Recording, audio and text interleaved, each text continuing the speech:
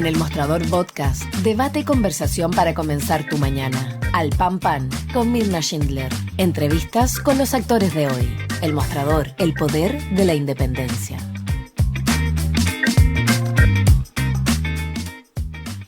¿Cómo están ustedes? Muy buenos días. Iniciamos el último capítulo de esta semana, una semana turbulenta, la primera semana de 2026, donde las y los periodistas intentamos seguir comprendiendo las claves detrás de la intervención de Estados Unidos en Venezuela, y ojo con Groenlandia, porque algunos analistas se apuran en decir, no, esto no va a pasar, esto no tiene nada que ver, la OTAN forma parte del mismo gobierno, de la misma organización, Estados Unidos, Dinamarca, pero la verdad es que hay que tener mucho cuidado porque hay también en el círculo de hierro de Donald Trump posiciones extremas, y uno de verdad que no sabe hasta dónde eso puede finalmente escalar.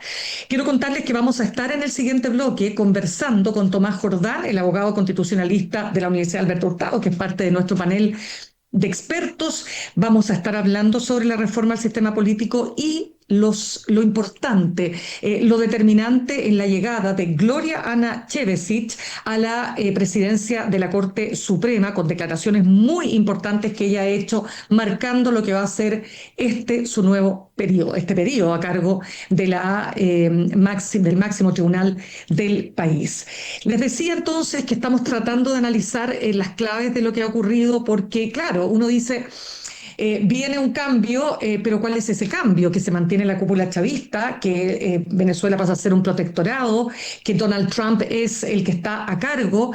¿Qué hay detrás? ¿Y qué hay detrás sobre todo de las acusaciones que pesaban sobre Nicolás Maduro? El cartel de los soles ya fue determinado por parte del Departamento de Justicia de Estados Unidos que no existe como tal, pero nosotros como medio hemos investigado acerca de estos temas y vamos a hablar precisamente con nuestro editor de la unidad de investigación, Carlos Basso. Carlos, ¿cómo estás? Un gusto de tenerte nuevamente por acá.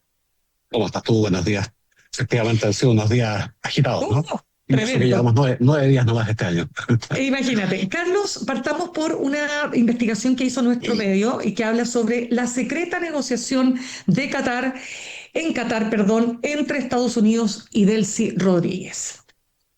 Y eso, la verdad, siendo justos, es una investigación, nosotros contamos un poco, digamos, una investigación que pasó muy inadvertida. Obviamente hace unos meses nadie veía esto, nadie tenía esto en cuenta, ¿no? Y evidentemente cuando uno observa esto hoy día, tiene mucho más sentido. En octubre del año pasado, el Miami Herald, medio estadounidense, ¿no? Publica una nota que escribió un periodista que se llama Antonio Delgado, una nota que uno la ve en función de estos acontecimientos tiene un sentido gigantesco. Y esa nota que cuenta que desde abril de 2025, o sea, si pensamos, eso fue 4 meses después de que Donald Trump asumiese su segundo periodo. Ojo, un detalle, Donald Trump todavía no cumple un año en su segundo periodo, eso va a ser en 10 o 11 días más. Esta nota contaba básicamente que desde abril del año pasado había negociaciones ya entre emisarios de Donald Trump, particularmente Richard Grenell, ¿no es cierto?, y doña Delcy Rodríguez, que hoy día es quien asumió como presidenta encargada de este país. Y esas negociaciones efectivamente se estaban haciendo en Qatar, específicamente en Doha, donde ella tiene una cantidad de intereses, estamos hablando hasta de intereses económicos importantes. Y en esas negociaciones hubo 2 fases. Evidentemente uno entiende hoy día que después de esta investigación que publicó el Miami Herald tiene que haber habido una tercera o quizás una cuarta fase. Esto comienza más o menos del siguiente modo. La negociación inicial consistía en que efectivamente Estados Unidos le ofrecía a doña Delcy que se quedase como presidenta y ella a su vez dice, ok, yo asumo, pero Nicolás Maduro se queda en Caracas y no es tocado.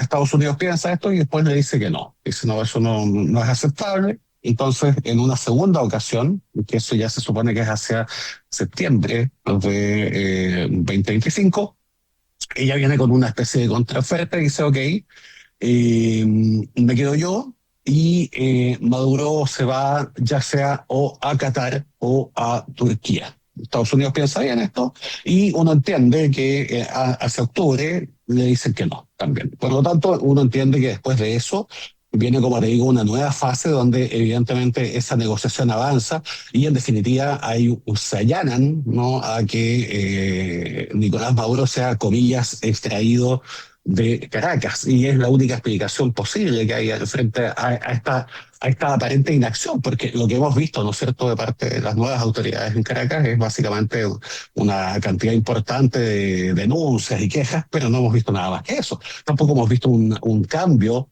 de la situación interna en Venezuela. Hemos visto, ¿no es cierto?, a muchos colegas nuestros en Cúcuta, los pocos que están en Caracas, que han sido objeto del mismo tipo de acoso y del mismo tipo, ¿no?, de hostigamiento que existía en la época de la dictadura de Nicolás Maduro. Por lo tanto, la verdad es que bueno, y vemos a personajes como Diosdado Cabello, ¿no? Diosdado Cabello, sujeto siniestro, que es quien ordena, según la investigación que tiene la Fiscalía Sur de Santiago, el secuestro del teniente Ojeda. Vemos que está ahí todavía circulando. Entonces, como que no sé, o sea, uno quizás no entendía eso muy bien. Hoy día entendemos muchas cosas, entendemos, esto también lo contaba ya en octubre el Miami Herald, que nunca estuvo ni siquiera pensada la posibilidad de que María Corina Machado o Edmundo González asumiesen la presidencia o el mando, bajo la figura que fuese, de su país. Eso nunca estuvo ni siquiera,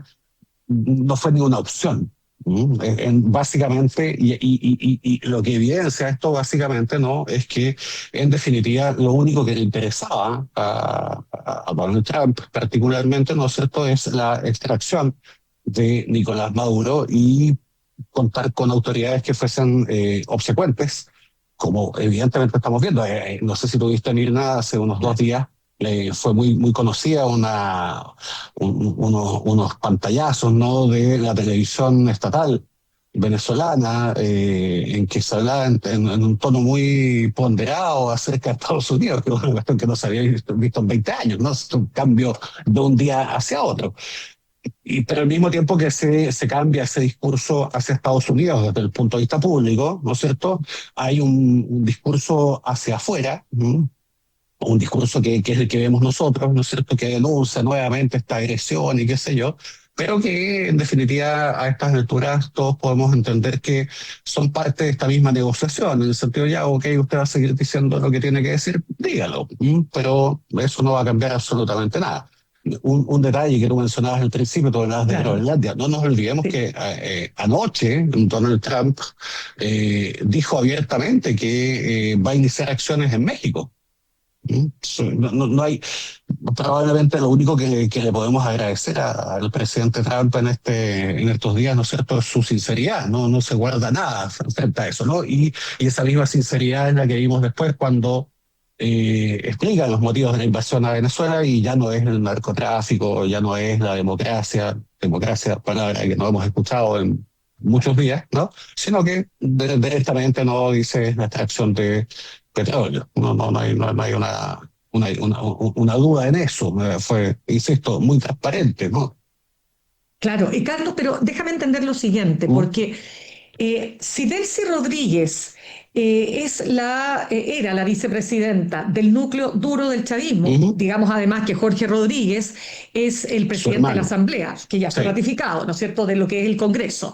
Si ellos tenían estas conversaciones, Maduro, me imagino que sabía de esto, o sea, sabía que se estaba negociando porque veía que su destino se complicaba, ¿no? Según el Miami Herald, él estaba al tanto de esto y había dado como su visto bueno, ¿no? Yeah. Pero yo me imagino que llegó un punto en que quedó abajo de esas negociaciones. Y me imagino que ese punto tiene que ver con esta incursión nocturna a su habitación, ¿no?, donde es sacado en pijama, ¿no?, donde son ejecutados sus guardaespaldas cubanos. Y como te digo, ese punto de quiebre se tiene que haber producido hacia octubre del año pasado, y seguramente las conversaciones subsecuentes fue cuando se produjo eso. Me parece, digamos, no sería la primera vez que un dictador es depuesto en función de una negociación y hay toda una pantomima acerca de eso, pero dadas las condiciones de la extracción, te insisto, ¿no es cierto?, que es muy cruenta. Hoy día conocemos ya más detalles.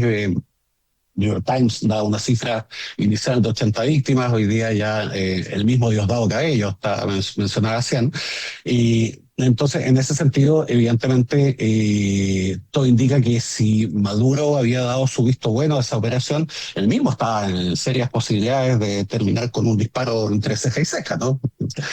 Entonces, Exacto. me da la impresión de que llega un momento en que efectivamente los cercanos a Maduro se ven ante la disyuntiva de, ok, seguimos leales a este sujeto que cada día, ¿no es cierto?, que pasaba, estaba haciendo cosas más extrañas y daba muestras no sé, de una especie de distopía también, ¿no?, del dictador latinoamericano, la típica figura de este dictador que pierde completamente la cordura y que pasa todo el día haciendo cosas extrañísimas, cantando, bailando, ¿no?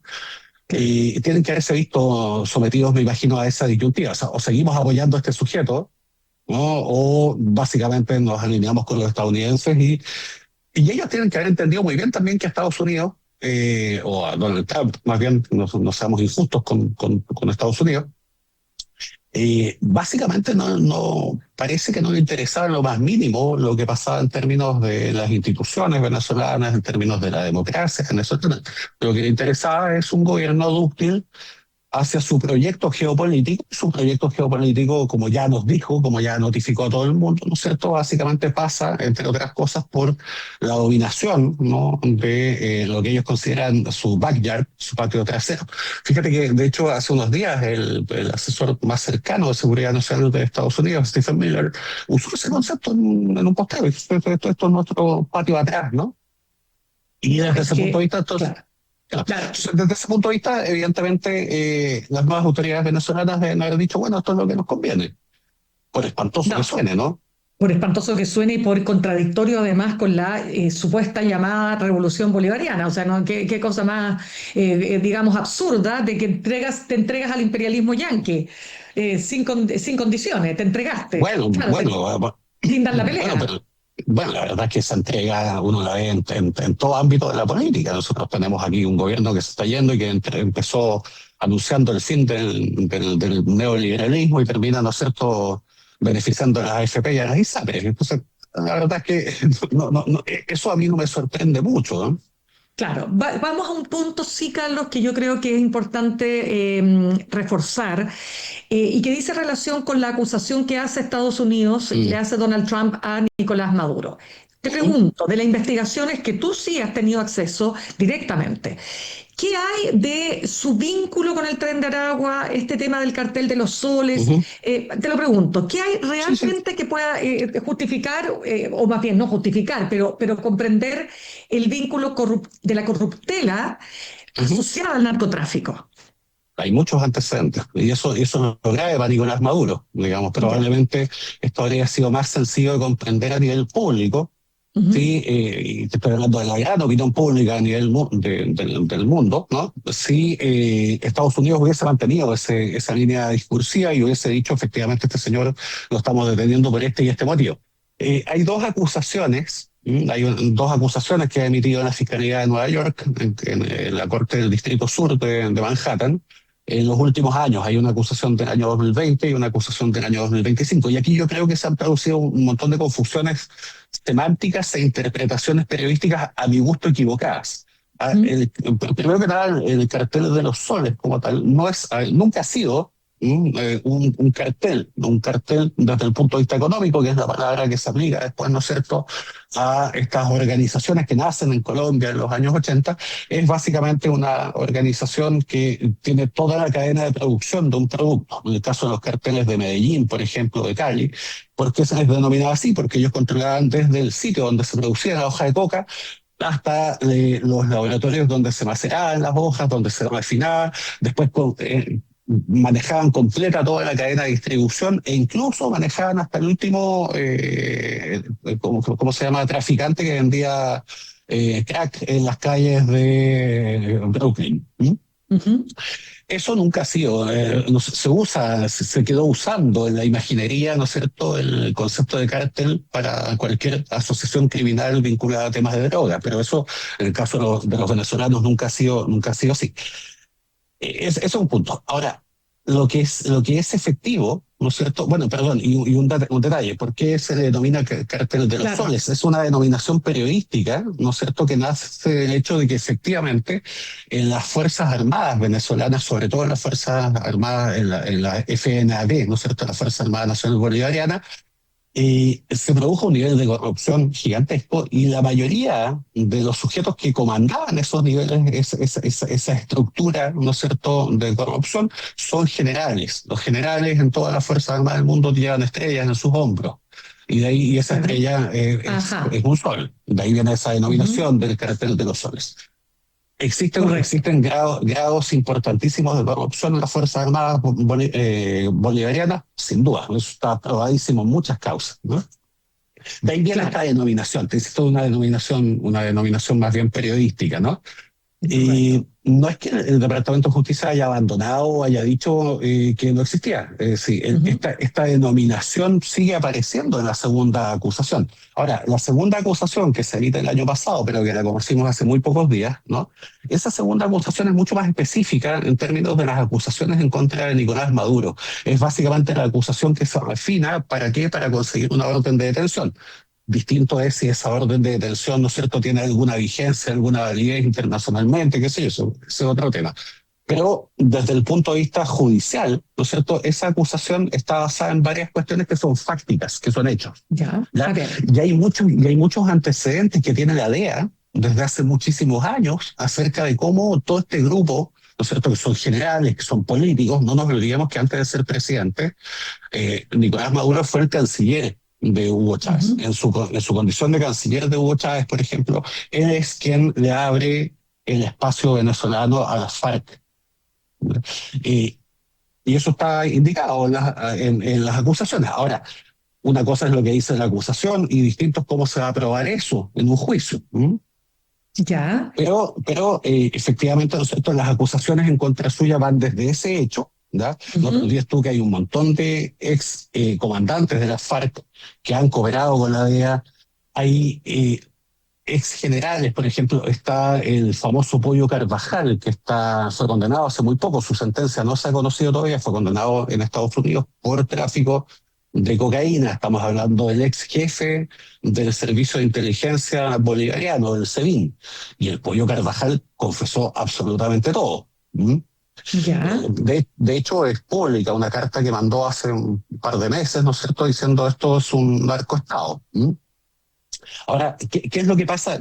¿Cómo funcionaba esto? Perdón, ese es un detalle. Y también hay una causa muy importante, que es la causa de los, comillas, llamados narcosobrinos, ¿sí?, que Ujú. son dos sobrinos de Cilia, de la esposa de Nicolás Maduro, pero que él cría. De hecho, ellos se refieren a él como papá. ¿Sí? Ya. Esos dos sujetos son detenidos en el año 2015 en Haití, son detenidos por la DEA. ¿No? ¿Y por qué son detenidos? Porque la DEA había introducido un agente encubierto que se hace pasar por miembro del cartel de Sinaloa mexicano y negocia con ellos, y todo eso está grabado, ¿no? Es una prueba, la verdad, muy contundente y es Ya. conocida además. Todo eso está grabado. Y ellos se captan, bueno, ellos primero que nada le ofrecen 800 kilos de cocaína. Estamos en una cantidad de cocaína gigantesca. Y estos sujetos le dicen a este agente de la DEA que ellos pueden enviar esa cocaína hacia donde sea porque ellos tienen acceso al hangar presidencial de Maiquetía. O sea, ellos pueden enviar Ya. un avión, que por supuesto si están en el hangar presidencial no va a ser objeto de aduanas, no va a ser objeto de ninguna cosa. Pueden enviar un avión, ¿no es cierto?, desde el hangar presidencial de Caracas hacia el punto que sea, ¿cómo se llama?, de interés de ellos. ¿Mm? Ya. Todos esos datos se van juntando y hay otros datos más, ¿no?, que tienen que ver, por ejemplo, con el vínculo que tenía no solamente Maduro, sino otros personajes. Diosdado Cabello aparece muchísimas veces, ¿eh? Y ahí es donde uno dice, pero ¿cómo Diosdado Cabello todavía está en las calles de Caracas, ¿no?, y no está sentado en la corte, en este centro de detención, ¿no es cierto?, que tienen ahí en Brooklyn. Diosdado Cabello, ¿no es cierto?, junto con Nicolás Maduro, pero sobre todo Diosdado Cabello, ¿no? Facilitan, por ejemplo, sitios en estados de Venezuela, uno de esos sitios es Apure, o sea, perdón, uno de esos estados, ¿no? Para que las FARC instalen campamentos de producción de refinamiento, básicamente, de cocaína. La cocaína se produce en Colombia, ¿no?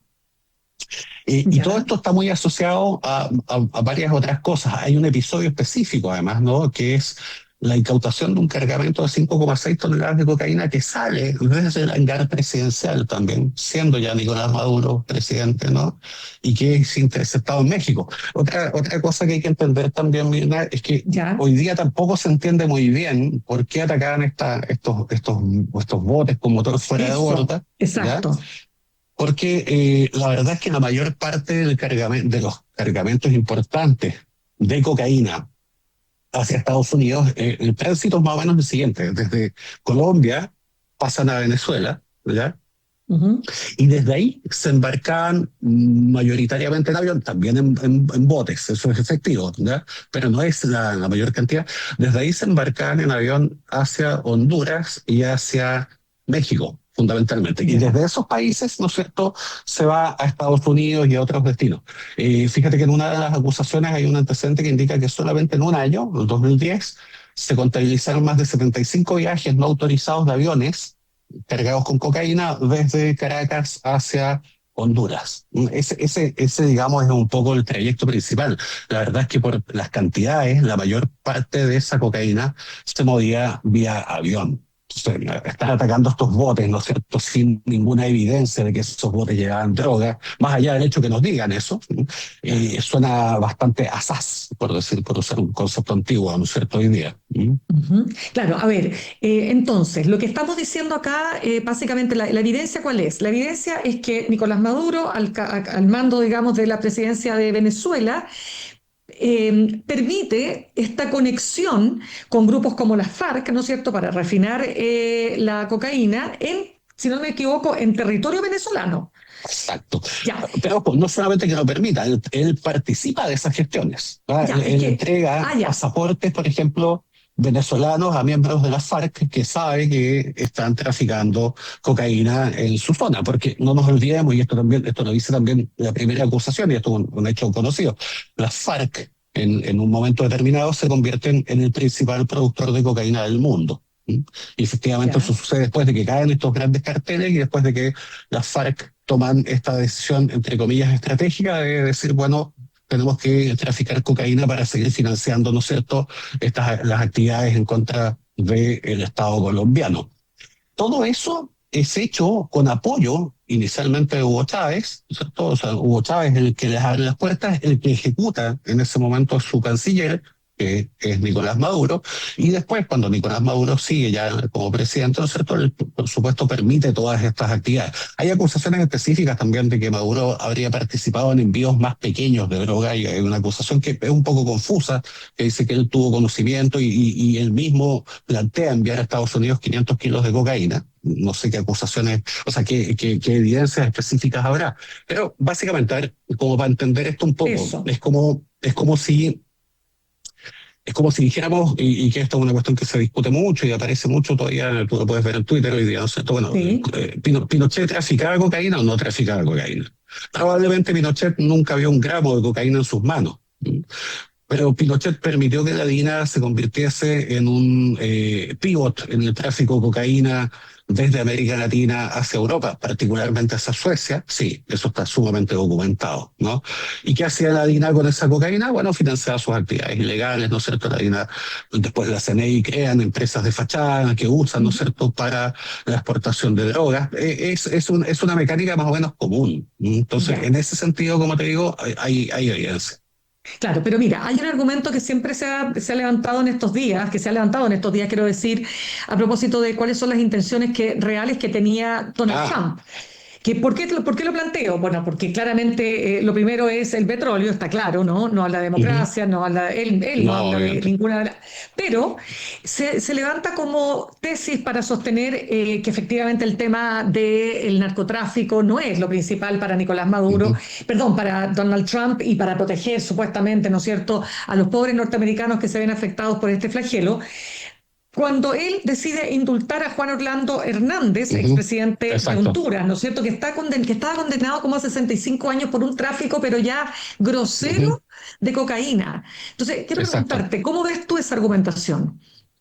Bueno, sí queda en evidencia, ¿no es cierto?, lo que decíamos desde el principio. Una cosa, ¿no es cierto?, ha habido distintas justificaciones discursivas para efectuar, por ejemplo, estos ataques en contra de estos botes en distintas zonas del Caribe, pero evidentemente eso no tiene nada que ver con la explicación que se da después del ataque a Caracas, ¿no? Son Ya. cosas completamente distintas. Yo creo que en eso hay muy pocas dudas. Y te insisto, si el mismo Trump lo dice abiertamente.